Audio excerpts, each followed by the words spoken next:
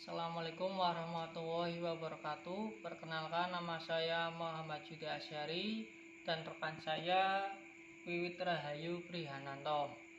Di sini saya akan menjelaskan materi yang kedua, yaitu tentang prosedur desain bendung. Langsung saja ke materi.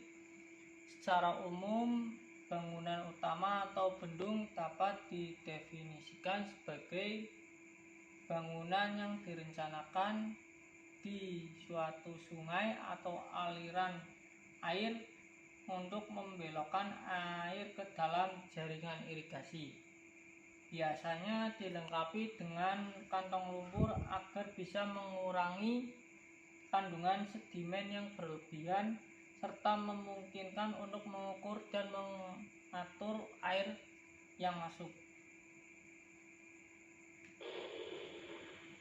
Selanjutnya terdapat 6 bangunan utama yang sudah pernah atau sering dibangun di Indonesia.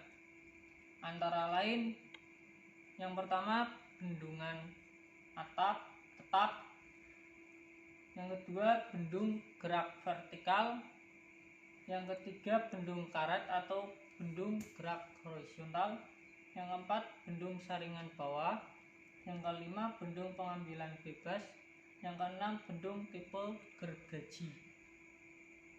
Selanjutnya, secara umum lokasi bangunan bendung dan pemilihan tipe yang paling cocok dipengaruhi oleh banyak faktor, yaitu A. Tipe, bentuk dan morfologi sungai. B. Kondisi hidrologis, antara lain elevasi yang diperlukan untuk irigasi. Yang C. Topografi pada lokasi yang direncanakan. Yang D. Kondisi geologi teknik pada lokasi. Yang E. Metode pelaksanaan. Yang F.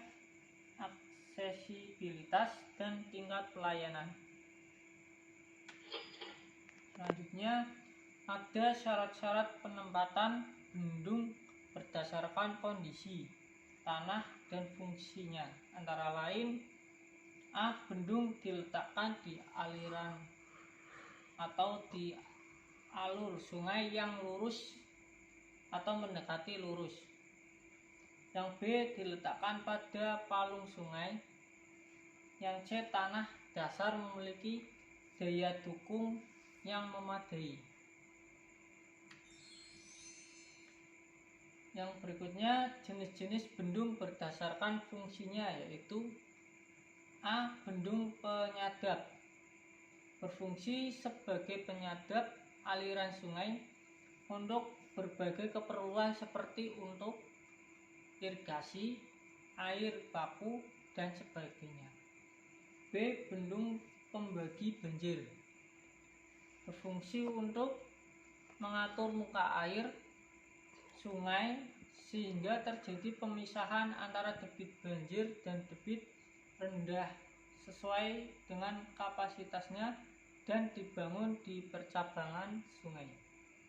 C. Bendung penahan pasang, berfungsi untuk mencegah masuknya air laut dan dibangun di bagian sungai yang dipengaruhi pasang surut air laut. Berikutnya ada data perencanaan.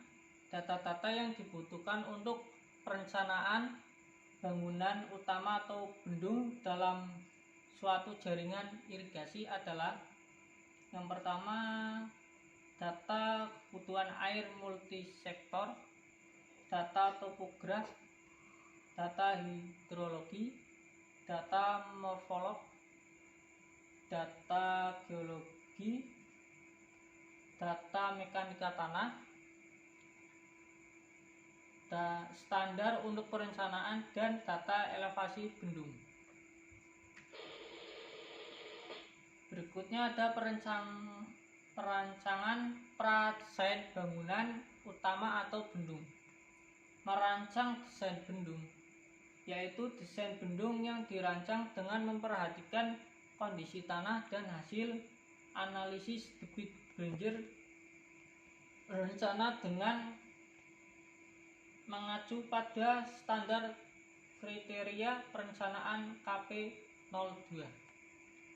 Bendung pelimpah terdiri dari lebar bendung, yaitu jarak antara pangkal-pangkalnya sebaiknya sama dengan lebar rata-rata sungai pada bagian yang stabil. Berikutnya perencanaan mercu.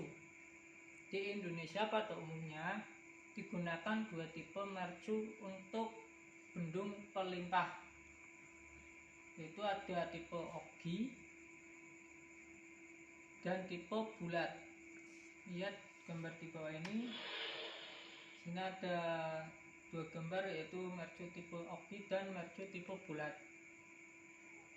Bentuk-bentuk mercu, kedua bentuk mercu tersebut dapat dipakai baik untuk konstruksi beton maupun pasangan batu atau bentuk kombinasi dari keduanya. Berikutnya keterangan dari tadi. Mercu tipe bulat memiliki harga koefisiensi debit yang jauh lebih tinggi, yaitu 44%, dibandingkan dengan koefisiensi bendung ambang lebar. Harga koefisiensi debit menjadi lebih tinggi karena lengkung, streamline, dan tekanan negatif pada mercu. Tekanan pada mercu adalah fungsi perbandingan antara H1 dan R. Lihat gambar di bawah ini. Selanjutnya yang B ada mercu ogi, berbentuk tirai luapan bawah dari bendung ambang tajam aerasi. Oleh karena itu mercu ini tidak akan memberikan tekanan subatmosfer pada permukaan mercu sewaktu bendung mengalir air pada debit rencana. Untuk merencanakan permukaan mercu ogi, bagian hilir telah mengembangkan persamaan rumus berikut ini. Bisa dilihat di mana X dan Y adalah koordinat permukaan hilir. Lihat di gambar di bawah ini. Sekian dari presentasi kelompok kami. Mohon maaf jika ada kata kurang kenan di hati, dan jika ada kata-kata salah mohon dimaafkan. Wassalamualaikum warahmatullahi wabarakatuh. Terima kasih.